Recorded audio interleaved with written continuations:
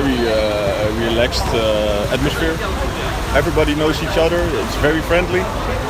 These are very nice things for a small sport like canoe polo. Hopefully we see more teams and more cooler venues. Actually, this year's venue quite good. Don't change.